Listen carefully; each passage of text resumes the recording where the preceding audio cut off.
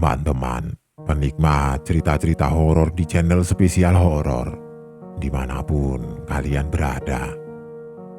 Kali ini Mimin akan membawakan sebuah cerita horor dari akun Twitter Katakuri @demusien yang berjudul Kerja Malam. Buat kalian, sebelum menyimak cerita ini, satu tebak-tebakan. Hantu apa yang suka berpetualang? Tentu saja jawabannya sundel bolong. Selamat menyimak.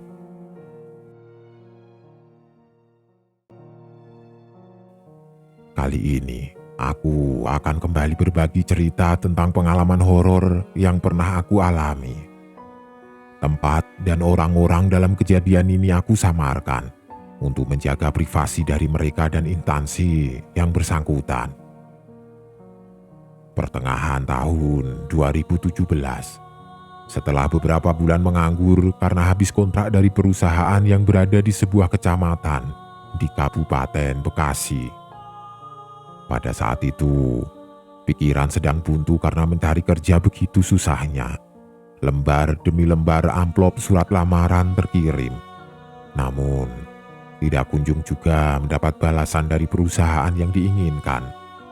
Frustasi, tentu saja. Terlebih biaya hidup di kota yang mahal membuat tabungan semakin menipis karena kebutuhan. Sebagai anak perantau, keadaan seperti ini tentu menyulitkan.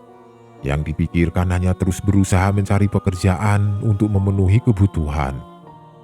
Sampai akhirnya, pulang kampung menjadi pilihan. Opsi terakhir yang sulit, namun hanya itu yang harus dilakukan. Karena tidak kunjung mendapat pekerjaan, aku pun memutuskan pulang ke kampung halaman menaiki mobil di bawah jembatan layang. Tidak lama, mobil bus yang aku tunggu akhirnya tiba. Aku meninggalkan kota ini dengan sejuta kenangannya. Kembali ke kampung halaman yang memang sudah dirindukan orang di perantauan. Selang beberapa jam, aku sudah sampai di jalur Pantura tempat di mana aku turun dan dijemput kawan yang memang sudah aku suruh sewaktu dalam perjalanan. Sembari istirahat, aku memesan 2 gelas kopi hitam. Ada kabar apa di desa? Tanyaku memulai percakapan.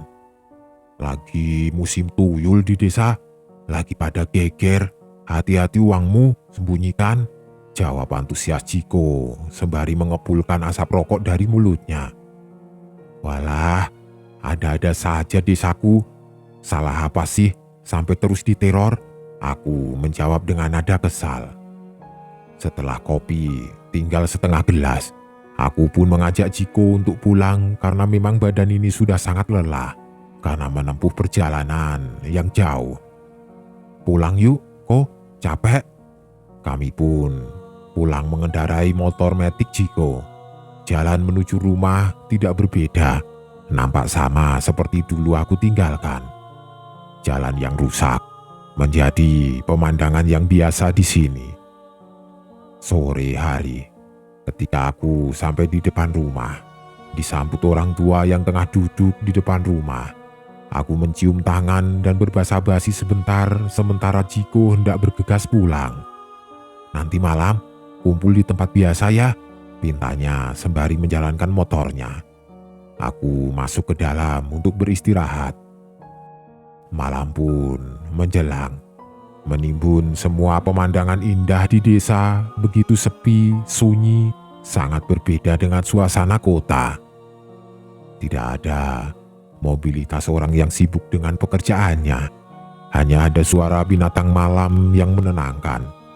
Aku pun berkumpul di tempat yang dijanjikan.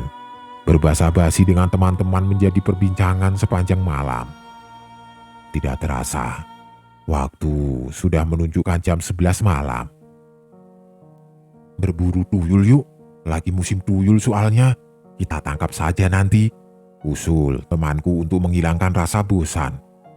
Ayo, biar ada pekerjaan juga, jawabku antusias. Tapi Kami harus menunggu hingga begitu larut malam karena biasanya tuyul suka keluar setelah melewati tengah malam. Waktu menunjukkan jam 2 malam. Kami bersiap berkeliling memutari desa untuk mencari keberadaannya dengan membawa senter, karung, serta sapu lidi untuk menangkapnya. Bisa dibilang ini modal nekat saja. Sebentar.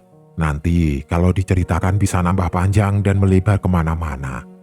Jadi aku fokus ke cerita ini dulu saja. Sebulan berlalu. Pekerjaan tidak kunjung didapatkan. Saldo di tabungan sudah tidak bisa membuat tenang. Namun akhirnya yang dinanti tiba.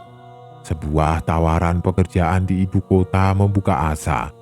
Sebuah proyek di Jakarta membutuhkan pekerja. Aku diajak temanku, Abel dan adiknya Roni. Kita berangkat bertiga untuk menemui mandor di kecamatan yang lumayan jauh jaraknya. Singkat cerita, semua sudah berkumpul di rumah mandor, menginap 1 malam untuk melanjutkan perjalanan esok harinya. Beberapa jam berlalu. Kami menaiki sebuah mobil akap jurusan Jakarta. Kami berangkat bersebelas menuju daerah di Jakarta Barat. Sore harinya kami pun tiba.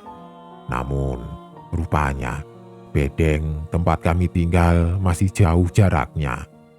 Iya, bedeng, tempat tinggal sementara yang terbuat dari papan triplek dan seng. Esoknya, kami bergegas menuju kantor untuk mendata diri dan mendapat seragam bekerja. Sebuah kantor yang bergerak di bidang marka jalan tol. Setelah semuanya sudah beres, kami pun diminta untuk istirahat. Mandor pun mencari tempat yang lebih layak untuk kami semua. Didapatkanlah sebuah rumah dengan kondisi yang lebih baik dari bedeng yang pertama kami datangi. Kami tinggal dalam satu rumah di sebelah komplek perumahan mewah. Kami pun mulai berkenalan untuk mengakrabkan diri. Mandor mengajak kami untuk berkumpul, memberikan instruksi dan apa saja yang harus kami kerjakan nantinya. Dan tidak lupa, nasihat untuk selalu fokus dan menjaga diri, mengingat pekerjaan yang akan kami lakukan begitu besar resikonya. Jadi, tugas kami adalah menghapus cat kuning di samping jalan tol dan menggantinya dengan cat warna putih. Aku sendiri kurang paham maksud dan tujuan mengganti warna cat tersebut. Entahlah, mungkin supaya pada malam hari catnya lebih terlihat jelas atau bagaimana. Menghapus dengan cara membakarnya dengan campuran tabung angin mirip seperti tabung oksigen dan gas LPG biru. Kita harus mencampurkan tekanan angin dan api dengan pas agar panasnya maksimal seperti yang diinginkan. Kita cukup membakar cat tersebut sampai luntur dan pudar, kemudian sisa catnya kita tampung di ember dan dibuang di suatu tempat. Tidak lupa kami membawa trafikon atau kami sebut dengan nama kuncung dan rambu-rambu pekerja nantinya. Singkat waktu, hari yang dinanti tiba, namun kita semua dapat jatah pada malam hari menghindari mobilitas jalan tol yang tinggi.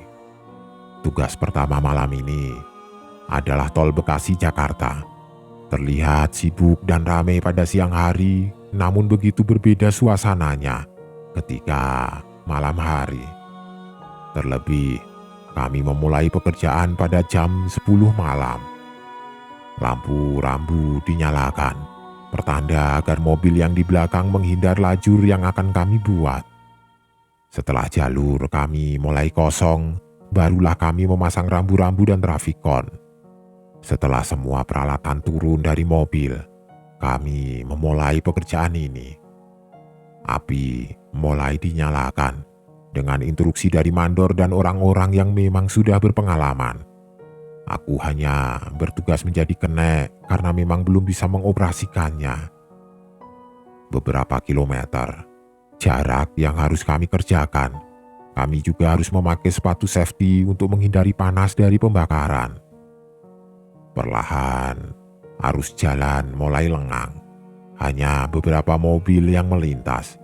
Terlebih, jalan yang kami garap memang kanan kirinya masih berupa entah pekarangan ataupun hutan kecil. Jam 00:30 malam, aku beristirahat di bawah jembatan. Tercium bau busuk yang begitu menusuk. Aku pun membicarakan hal tersebut kepada Ujang yang memang sudah berpengalaman di sini. Dan benar saja, aku tidak boleh beristirahat di bawah jembatan karena memang di situ adalah tempat mereka yang tidak kasat mata. Ujang menyuruh untuk tetap fokus dan menghindari segala sesuatu hal yang ganjil nantinya. Hari demi hari berlalu. Aku pun sudah bisa memakai alat pembakaran tersebut. Semua dilalui dengan aman tanpa ada gangguan hingga kami pindah di jalan tol C. Hal yang sama selalu kami lakukan sebelum memulai pekerjaan, yaitu membuang arus mobil untuk ke tengah. Sampai kami tiba di tempat tujuan. Setelah semua rambu terpasang, barulah kami memulai pekerjaan. Terlihat kanan kiri masih berupa hutan yang gelap. Perasaan tidak enak muncul seiring malam yang telah larut. Abel, yang biasanya banyak tingkah, mendadak menjadi pendiam. Kebetulan, saat itu aku, Abel, dan Roni berada dalam satu tim. Sikap dan sifat Roni memang berbanding terbalik dengan Abel. Roni seorang pendiam, tidak banyak bicara. Sementara Abel banyak tingkah pecicilan dan banyak bicara. Namun, entah kenapa, mereka berdua tampak kompak. Tidak ada yang berbicara, hanya fokus terhadap pekerjaan mereka. Kami menggarap marka di perbatasan Bekasi dan Karawang. Kanan kiri masih hutan lebat nan gelap. Suasana pun tampak lengang, tidak banyak kendaraan yang lewat. Mungkin karena sudah jam 2 malam. Aku pun buru-buru untuk menyelesaikan pekerjaan agar cepat pindah ke tempat yang lebih ramai dan terang. Saat sedang fokus bekerja, tiba-tiba Abel bertingkah seperti orang yang sedang kebingungan. Ia nampak resah dan gelisah, sedari tadi hanya memandang seberang jalan yang sepi nan gelap. Aku akan bercerita dari sudut pandang Abel. Sedari tadi absen di kantor, memang badan terasa sangat lelah. Bahkan sesekali hampir jatuh lemas entah kenapa. Ketika sedang bekerja, aku menolehkan pandangan ke seberang jalan. Tampak wanita yang melambai-lambaikan tangannya. Namun, wajahnya tidak tampak karena menunduk tertutup rambut panjangnya. Tangan putih pucat dengan kuku tangan yang hitam dan panjang. Dia berteriak, menyuruh aku menghampirinya. Awalnya, aku tidak menghiraukannya. Namun lama-kelamaan suaranya seperti menghipnotis. Entah kenapa, tubuhku seperti tertarik ke arahnya. Aku pun bingung memastikan dia manusia atau bukan. Aku begitu gelisah. Namun suaranya seakan terus menarikku untuk menghampirinya. Kurang lebih seperti itu keterangan yang aku dapat dari Abel. Sesaat Abel terlihat tengah menyeberang jalan. Aku kaget melihatnya tengah berada di tengah jalan, namun pandangannya lurus ke depan, tidak menghiraukan kiri dan kanan jalan. Mulai banyak mobil yang berseliweran. Dan tiba-tiba Abel berteriak. Terserempet sebuah mobil sedan hitam yang sedang melaju kencang. Abel terjatuh ke belakang. Ia nampak teramat sangat kesakitan. Badannya terserempet dan telapak kakinya tergilas roda. Tubuhnya terkapar di tengah jalan. Dengan lampu senter rambu, aku sedikit berlari menghampirinya disusul Roni, adiknya Abel di belakang. Sedikit berhati-hati karena memang arus mobil sedang lumayan ramai kala itu. Sesaat sebelum aku sampai, aku sempat melihat sosoknya. Ia menggeleng-gelengkan kepalanya dan hilang begitu saja. Sosoknya sama seperti apa yang Abel ceritakan. Aku tidak peduli. Yang terpenting sekarang adalah segera menolong Abel. Aku dan Roni membopong tubuhnya membawanya ke tepi jalan. Nampak orang-orang dari tim lain pun berdatangan menghampiri kami. Mandor yang melihat keadaan Abel segera menelpon petugas patroli jalan untuk membawa Abel ke rumah sakit terdekat. Selang beberapa lama, mobil yang ditunggu tiba. Kami langsung memasukkannya ke dalam mobil dengan ditemani Mandor. Abel dibawa ke rumah sakit terdekat untuk mendapatkan pertolongan pertama. Pak Mus yang memang sudah berpengalaman sementara menggantikan tugas Mandor untuk mengambil alih pekerjaan. Kita dihimbau untuk tetap fokus dan jangan melamun. Jika ada sesuatu yang ganjil, maka jangan dihiraukan, atau paling tidak berpindah tempat untuk meminimalisir hal-hal yang tidak kita inginkan. Kami pun kembali bekerja dalam suasana was-was dan kengerian yang dirasa. Tidak terasa, waktu sudah menunjukkan jam 4 pagi. Kami pun menyudahi pekerjaan dan bersiap untuk pulang. Seharian aku habiskan dengan tidur dan beristirahat. Sore menjelang, para pekerja lain nampak merasa was-was dengan insiden semalam. Mereka yang takut meminta kepada Pak Mus untuk mengambil jatah bekerja pada siang hari. Akhirnya, Pak Mus mengumpulkan kami semua untuk briefing seputar pekerjaan. Briefing dibuka dengan kabar baik dari kondisi Abel yang sudah membaik. Mungkin hanya beberapa hari lagi Abel bisa kembali bekerja. Pak Mus juga tidak memaksakan keinginan kata pekerjaannya. Maka dibuatlah 2 shift untuk kami, shift siang dan shift malam. Aku memilih untuk mengambil shift malam karena memang tidak tahan jika terlalu lama terkena panas matahari. Anggota pun dipecah dalam beberapa tim. Aku bersama Roni sepakat mengambil shift malam.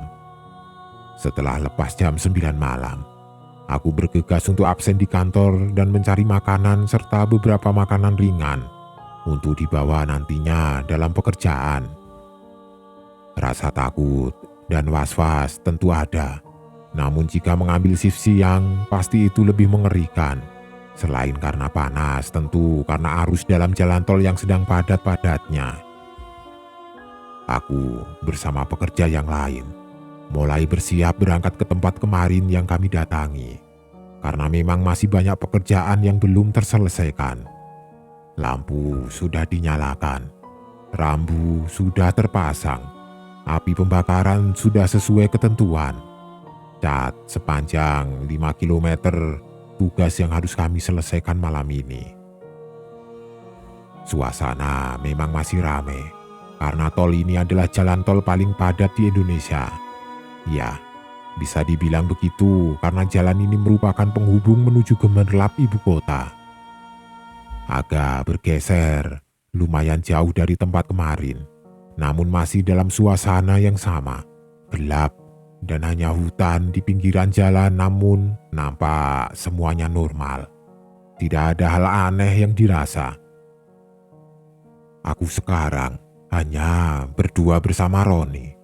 Roni yang pendiam memang menjadi kendala ketika aku ingin berbincang santai dengannya, sekedar memecah ketegangan yang dirasa sedari tadi.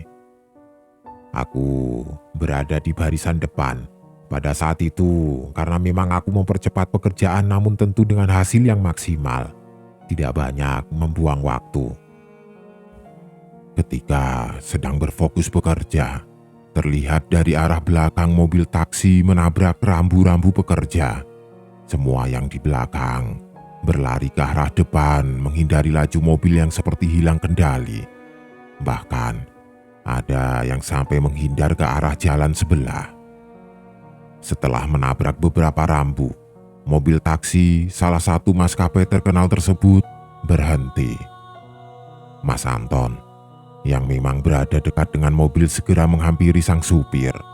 Kaca digedor dengan perasaan marah tentunya, karena memang membahayakan kami semua. Sang supir membuka kaca samping kemudinya. Sang supir yang berusia parubaya terlihat gemetar, bahkan untuk berbicara pun tergagap. Pak Mus juga segera menghampiri sang supir, menyodorkan minuman supaya Pak supir lebih tenang perasaannya. Setelah lebih tenang, Pak supir pun bercerita, sewaktu dia mengendalikan mobilnya terlihat kain putih turun ke bawah dari kejauhan dan menghalangi laju mobilnya. Pak supir pun membanting setir ke kanan sehingga menghantam rambu-rambu yang kami pasang. Aku yang mendengar hal tersebut segera mengajak Roni menjauh, menghisap sebatang rokok sekedar untuk menjernihkan pikiran atas apa yang sudah terjadi. Sementara para pekerja lain membetulkan rambu ke posisi semula, kami semua sejenak beristirahat untuk sekedar beristirahat dan menenangkan tubuh dan pikiran. Entah kenapa, waktu terasa sangat lama. Kami pun memulai pekerjaan tepat jam 12 malam. Kini arus kendaraan tampak sedikit lengang. Aku berdoa dalam hati, meminta perlindungan kepadanya Tuhan pemilik semua. Sekarang, aku hanya fokus sambil sesekali mengajak Roni berbicara. Hanya tinggal beberapa ratus meter lagi pekerjaanku selesai karena dirasa masih lama waktu untuk mengakhiri bekerja pada malam ini. Aku pun memutuskan untuk beristirahat di bawah jembatan. Aku mengajak Roni untuk sekedar memakan bekal yang kami bawa. Sedang asik makan, aku mencium bau sangit seperti kabel yang terbakar. Sial, apalagi ini? Tidak hanya aku, Roni pun mencium bau tersebut. Aku mencari sumber dari mana bau ini berasal, hingga aku mematung, terdiam untuk sekejap karena melihat orang tengah merangkak di bawah beton jembatan. Sosoknya begitu kurus dengan rambut panjangnya. Aku pun memalingkan pandangan, segera mengajak Roni untuk meninggalkan area ini. "Ron, pindah saja yuk," pintaku kepadanya. Roni yang tidak mengetahui akan sosoknya sedikit mengelak karena sedang asik menikmati makanannya. "Lah, ada apa sih? Lagi enak makan ini. Sudah, ayo pindah saja," aku sedikit memaksa.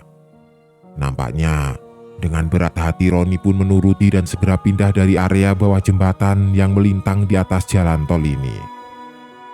Dirasa sudah jauh dari area jembatan, kami pun kembali melanjutkan makan.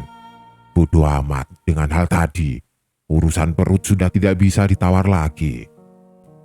Setelah selesai makan dan menghabiskan sebatang rokok, kami pun melanjutkan pekerjaan hingga saat yang dinanti tiba.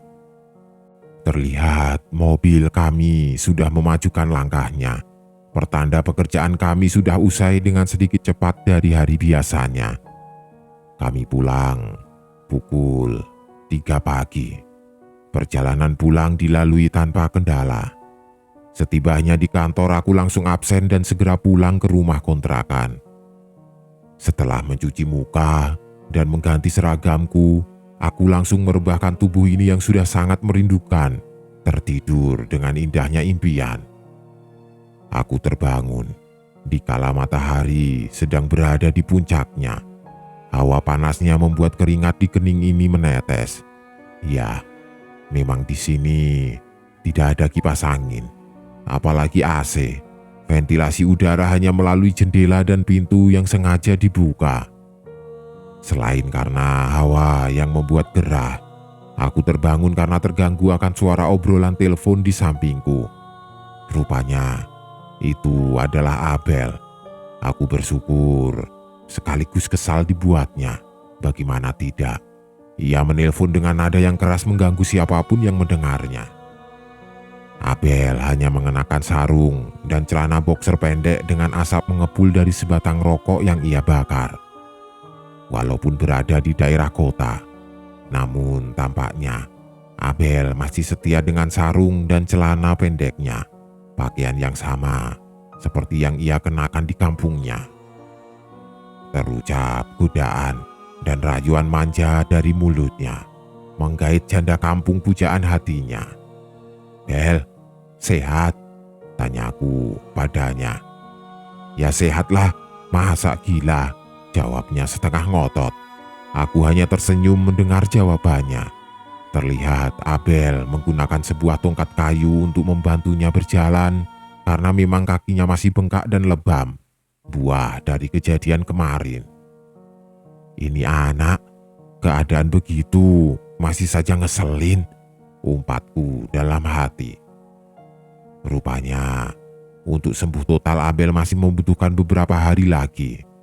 Namun karena memang dasar wataknya yang keras kepala dan juga banyak tingkah, dia memaksakan untuk bekerja di hari kedua setelah kepulangannya dari rumah sakit. Aku pun membujuk untuk mengurungkan niatnya, namun semuanya sia-sia. Kami berangkat kembali ke tol Bekasi Jakarta via daerah C. Namun dengan pekerjaan berbeda. Tugas kami sekarang adalah mengecat pembatas di tengah jalan tol yang memisahkan kedua arusnya. Ya memang, pekerjaan ini sedikit lebih mudah, namun dengan jarak yang lebih panjang. Kurang lebih 10 km yang harus kami kerjakan. Di hari pertama sampai ketiga, semua tampak normal, tidak ada kendala. Namun, di hari keempat sesuatu yang ganjil mulai terasa. Dari bau amis darah sampai penampakan yang begitu nyata. Bahkan semua orang yang bekerja melihat jelas wujudnya. Sosok kuntilanak merah tengah duduk di sebatang dahan pohon di pinggir jalan. Kami segera berlari menjauh karena konon kuntilanak merah lebih galak daripada yang putih. Setelah kejadian tersebut, banyak dari tim kami yang meminta bekerja pada siang hari saja karena memang takut kalau kembali diganggu oleh wujud lainnya. Namun rupanya mandor membuat keputusan yang berbeda, yaitu menyatukan antara kedua shift menjadi shift malam saja. Karena memang ketika siang hari banyak dikomplain oleh pihak lainnya sebab mengganggu arus lalu lintas yang padat. Semua diistirahatkan selama seharian, menunggu hari esok untuk kembali menggarap proyek pekerjaan.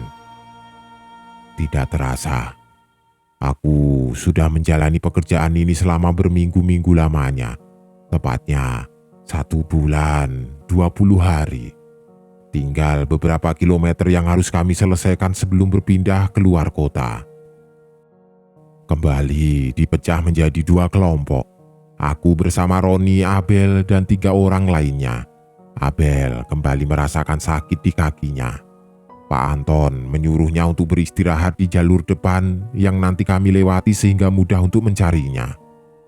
Pak Anton kembali mengingatkan agar tidak melamun dan harus terus fokus. Dan jika lelah jangan dipaksakan, ucapnya kepada kami semua. Aku bersama Ipul, sementara Roni berada di belakang dengan Imin. Aku memang tidak terlalu sreg kepada tim Imin dan Roni, karena memang mereka berdua sama-sama orang yang pendiam. Apa yang mau mereka bicarakan nantinya.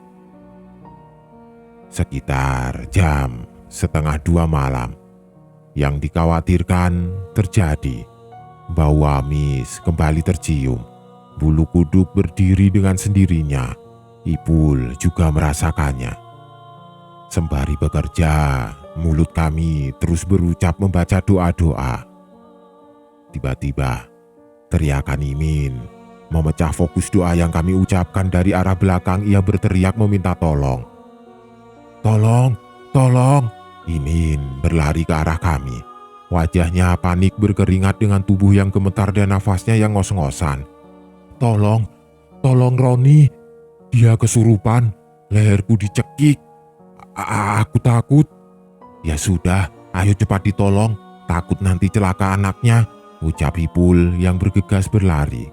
Sementara Imin tidak berani ikut karena masih takut akan kejadian yang dialaminya. Aku segera berlari, menyusul Ipul yang tampak sudah lumayan jauh. Ketika sampai, terlihat Roni sedang terduduk membelakangi kami. Tidak ada sepatah kata pun terucap dari kami bertiga. Aku dan Ipul hanya memandanginya dari belakang.